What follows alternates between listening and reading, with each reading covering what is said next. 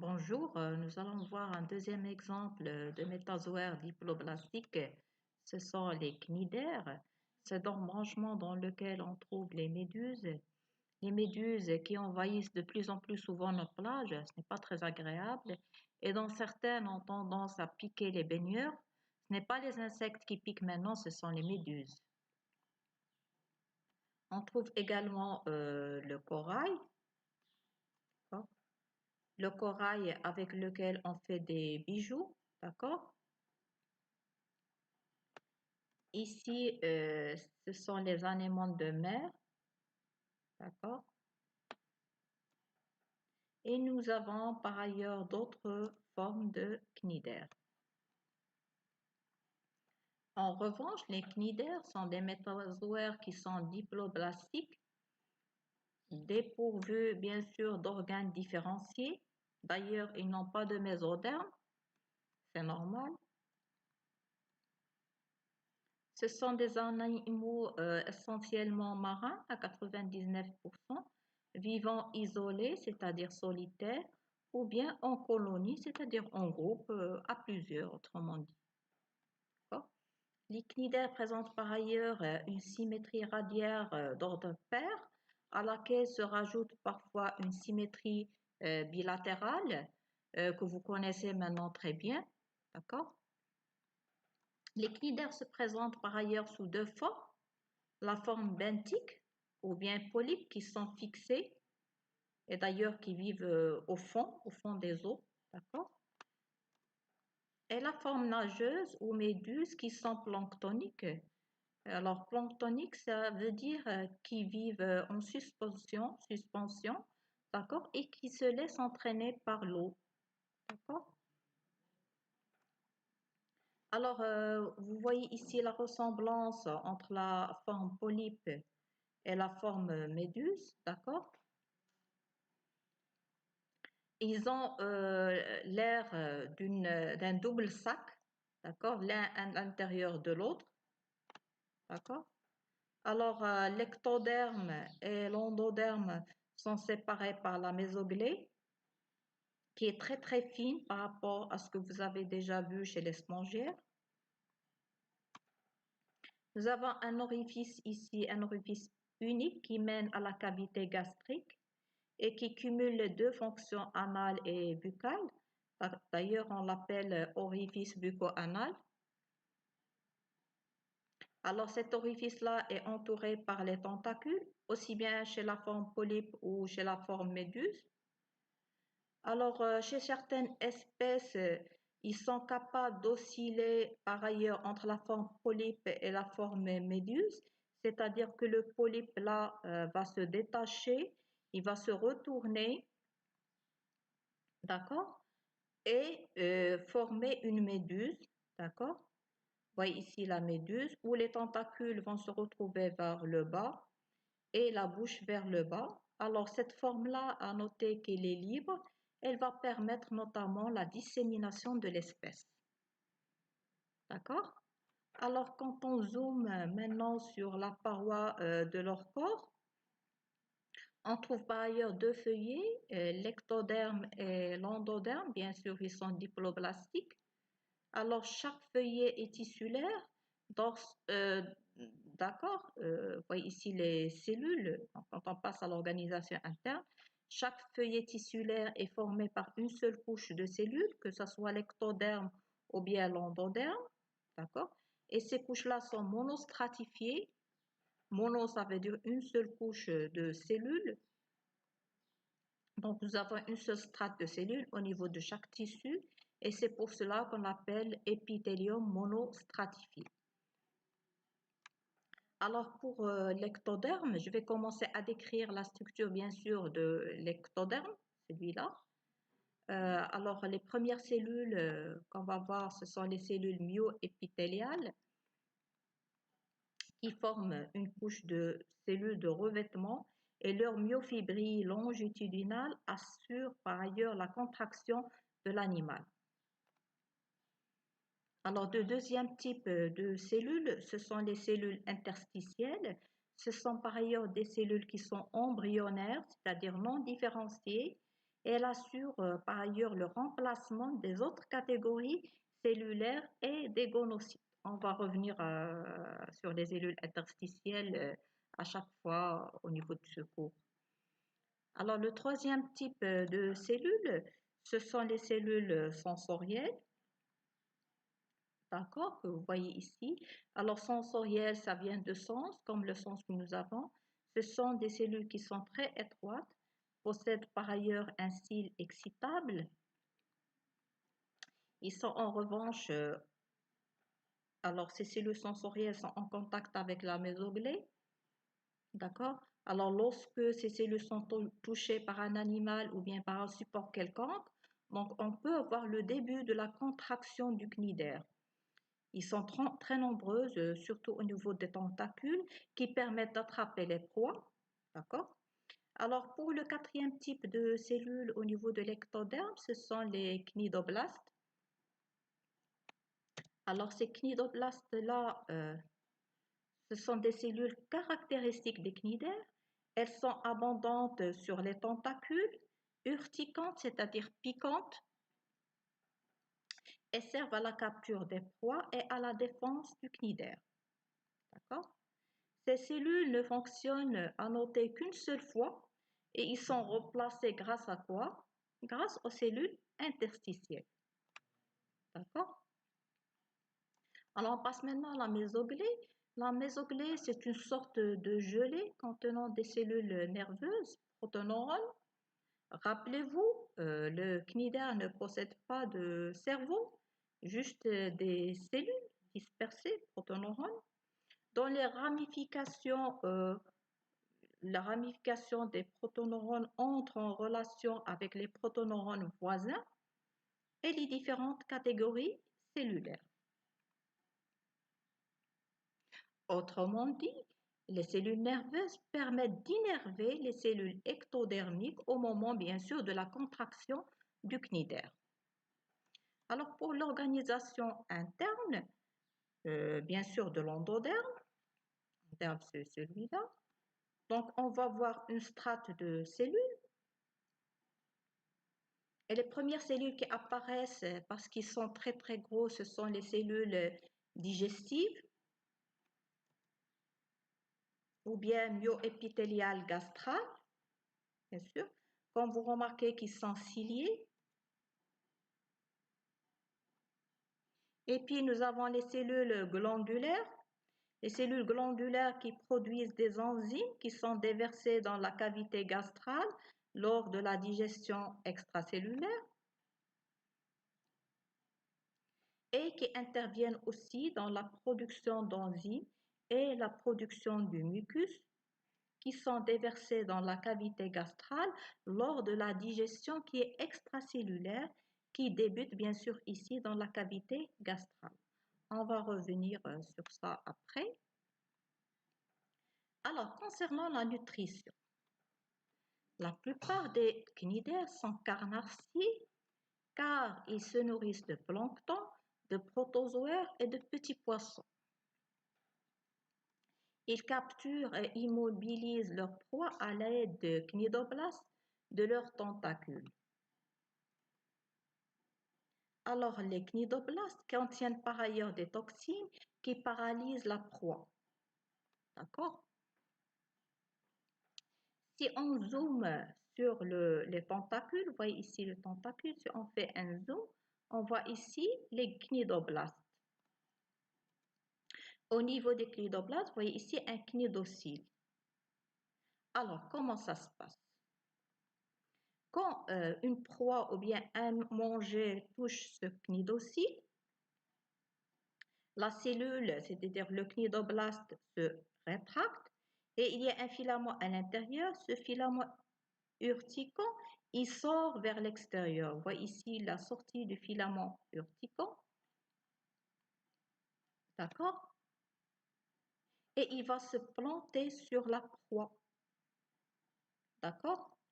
Et une fois se planté dans la proie, il va injecter les toxines qui paralysent par ailleurs cette proie.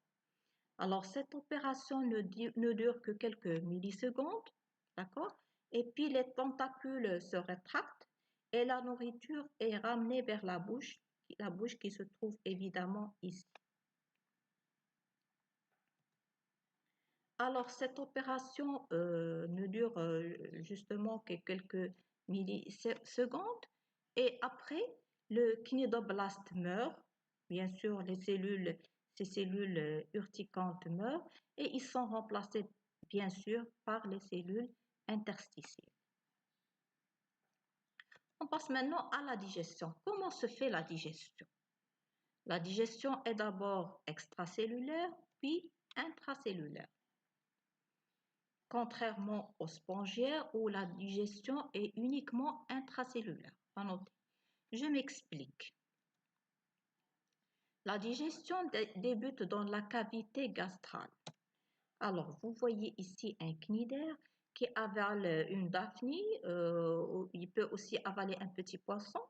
Alors, comment ça se passe, sachant que le cnidaire ne présente pas de tube digestif? On a affaire à juste des cellules. Alors, c'est une technique perfectionnée. En effet, les cellules glandulaires sécrètent du mucus et des enzymes digestives qui dégradent notamment la nourriture. D'accord? Les particules alimentaires partiellement digérées sont ensuite phagocytées par les cellules myoépithéliales gastrales. D'accord? Et après, la digestion est complétée bien sûr à l'intérieur des vacuoles digestives. D'accord? Concernant la reproduction, nous avons la reproduction asexuée qui ne fait pas intervenir les gamètes et la reproduction sexuée qui fait intervenir les gamètes. Pour la reproduction asexuée, nous avons par ailleurs la régénération, le bourgeonnement et la strobilisation. Pour la régénération, une hydre divisée dans le sens transversal redonne un animal, c'est-à-dire complet, comme vous voyez ici dans les deux cas. Alors, le pouvoir de régénération s'explique bien sûr par la présence des cellules interstitielles. Après, nous avons le bourgeonnement, où le polype et certaines méduses peuvent émettre des bourgeons en différentes parties de leur corps. Vous voyez ici les bourgeons. Alors, ces bourgeons se détachent alors de l'individu mère pour donner de nouveaux individus. Et quand le bourgeon ne se détache pas, donc il reste collé, d'accord, de l'individu mère, on assiste à la formation d'une colonie. D'accord? Le troisième type de reproduction asexuée, c'est la strobilisation. Ce phénomène est observé par ailleurs chez certaines espèces où la phase méduse est majoritaire.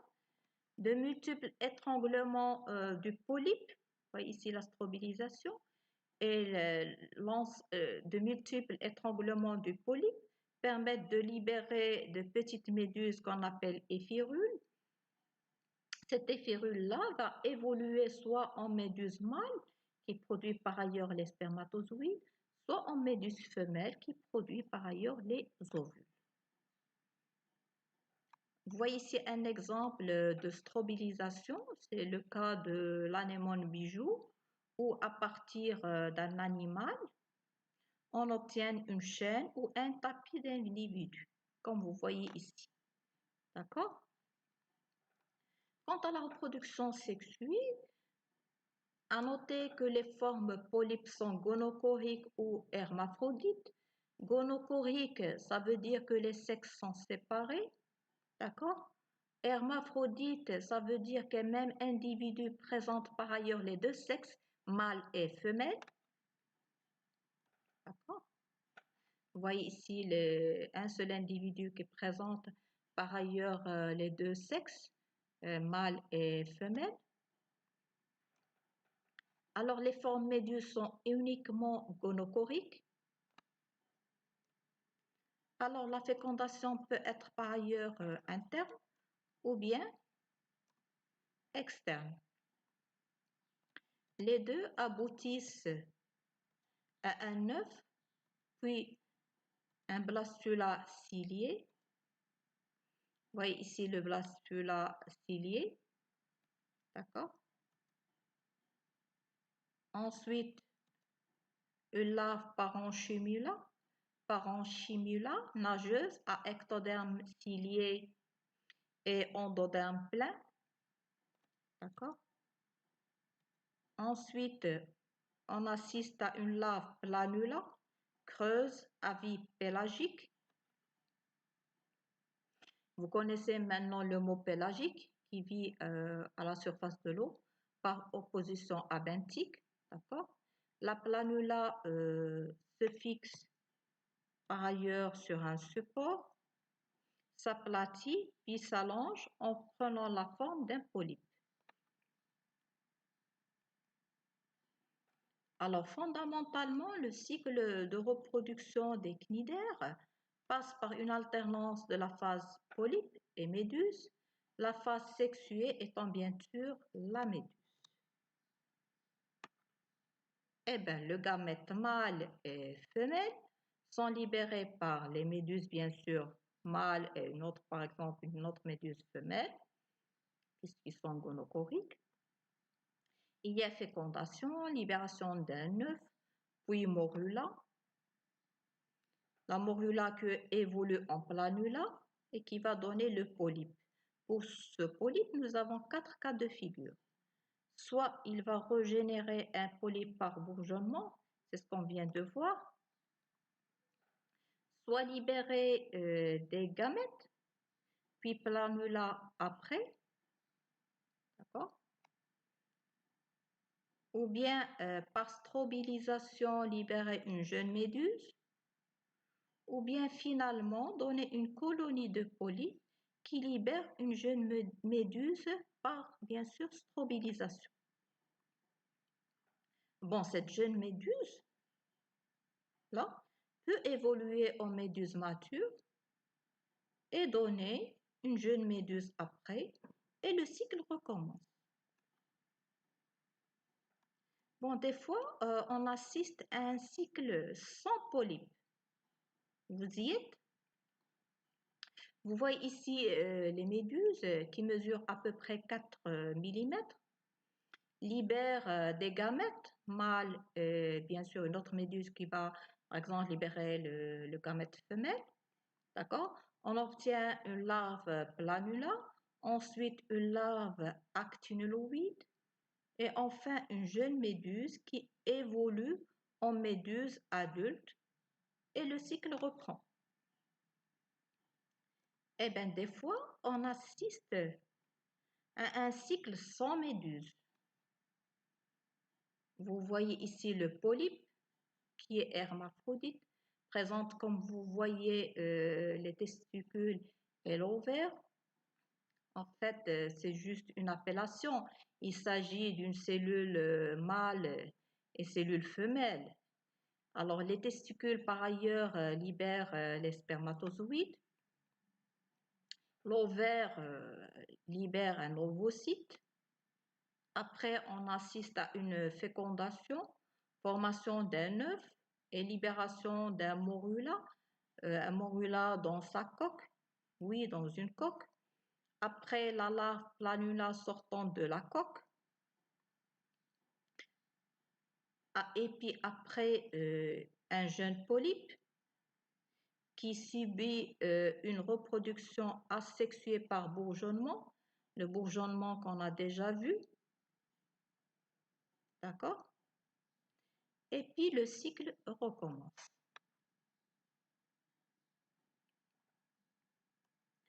Alors ici, il s'agit d'un cycle avec une alternance de phase méduse et phase polype,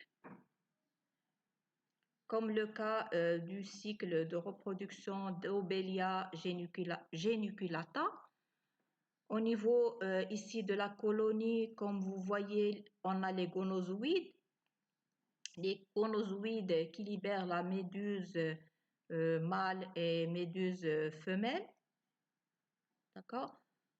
Alors, bien sûr, la méduse femelle qui libère l'ovule et la méduse mâle qui libère les spermatozoïdes, puis formation d'un œuf, puis parenchyma et planula, puis la planula se fixe pour donner un jeune polype, puis une jeune colonie,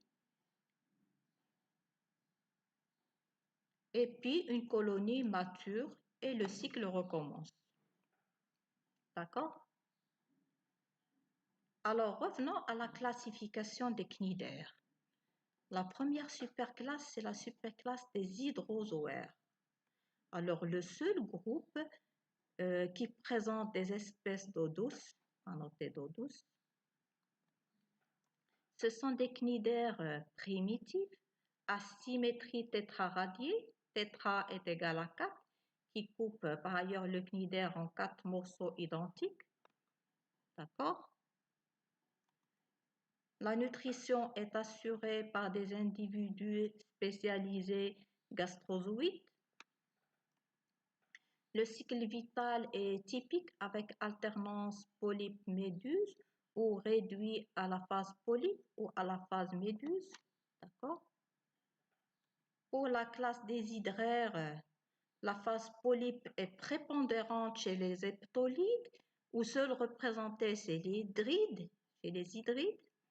Alors, c'est l'exemple d'une colonie d'Obelia geniculata et de Chlorohydra. Alors, concernant le cycle de la colonie d'Obelia geniculata,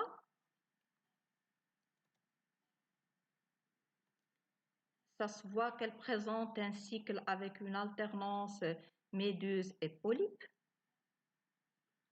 Au sein de cette colonie, on note deux types de polypes. Là, par exemple, ça c'est le polype hydrante ou hydrozoïde qui présente des tentacules et qui joue le rôle dans la digestion. Donc, il va avoir un rôle nourricier. D'accord? Et par contre, là, on voit un polype reproducteur ou gonozoïde qui ne présente pas de tentacules, comme vous voyez, mais plutôt des petites sphères. En fait, ce sont des bourgeons de méduse qui vont se transformer en méduse. D'accord? La deuxième classe, c'est la classe des hydrocorallières. Ces hydrocorallières coloniaux participent à la formation de récifs de coraux. Nous avons l'exemple de Milpora nodisa et de Stylaster. La troisième classe, c'est la classe des siphonophores. Ce sont en fait des hydrozoaires marins planctoniques de grande taille, à symétrie bilatérale. Ils résultent de l'association d'unités semblables aux cormidis. Alors, vous voyez ici les cormidis. Alors, chaque cormidie est formée par une succession de dactylozoïdes, gonozoïdes, gastérozoïdes et enfin d'un filament pêcheur. C'est l'exemple de Physalia. Ça, c'est Physalia. Ce que vous voyez ici, c'est le flotteur. Ici, ce sont les tentacules. Alors, Physalia qui pique aussi les baigneurs au niveau des plages. La quatrième classe, c'est la classe des trachylides.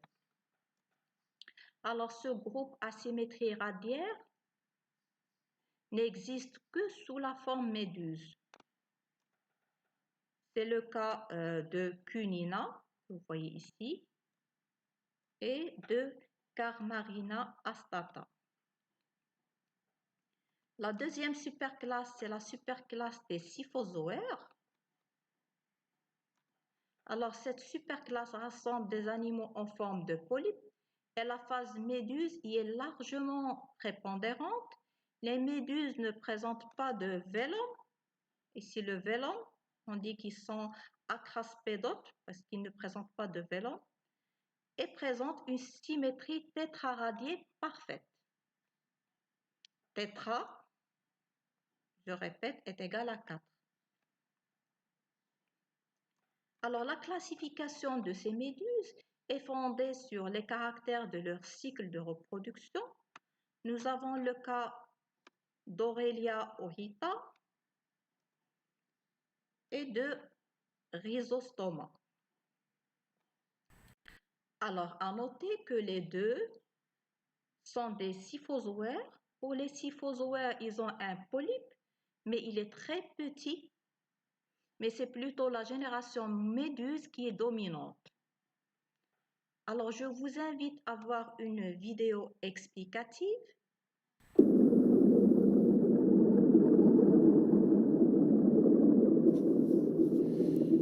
Les méduses adultes, mâles et femelles, libèrent leurs cellules reproductrices, des spermatozoïdes pour le mâle et des ovules pour les femelles.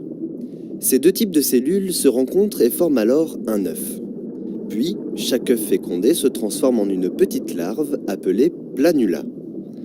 Cette larve va alors tomber sur les fonds océaniques où elle va se fixer à un support. Elle peut alors se développer et former un polype.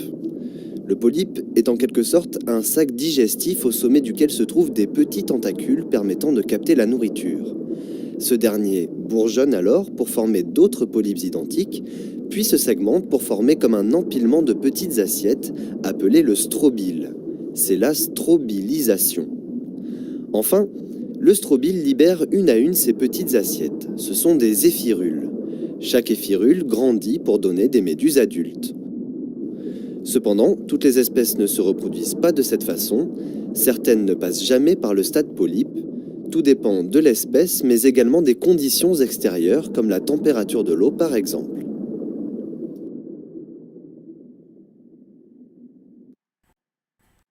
La troisième et dernière superclasse, c'est la superclasse des anthozoaires. Ce sont des cnidaires simples ou coloniaux qui n'existent que sous la forme polype. Suivant le cloisonnement de la cavité gastrique, on distingue deux classes, la classe des octacorallières et la classe des hexacorallières. Concernant la classe des octocorallières, à noter que octo égale 8, les animaux de cette classe présentent une symétrie radiaire d'ordre 8 tentacules, 8 cloisons, une entre chaque tentacule. Les octacorallières se présentent en colonies, en forme, de forme bien sûr, et de constitution variée. C'est l'exemple de Gogonia, d'accord, de Corallium rubrum et Veretillum. Concernant la deuxième classe des hexacorallières, hexa égale 6, ce sont par ailleurs des anthozoaires solitaires ou coloniaux, le plus souvent fixés. La cavité gastrale est divisée par 6 ou un multiple de 6 cloisons à disposition radiaire. Citons l'exemple d'Actinia. D'accord? On arrive maintenant à une méduse géante. C'est la méduse à crinière de lion. Son diamètre, qui est normalement de 450 mm, qui vit dans le fleuve Saint-Laurent, où elle peut atteindre 2 mètres de diamètre. Le fleuve Saint-Laurent est situé au nord-est de l'Amérique du Nord, reliant les grands lacs à l'océan Atlantique. D'accord? Et c'est dans l'océan Arctique qu'elle peut atteindre ses dimensions maximales. Je vous ai fait un essentiel pour l'examen. Je vous souhaite bon courage et à très bientôt.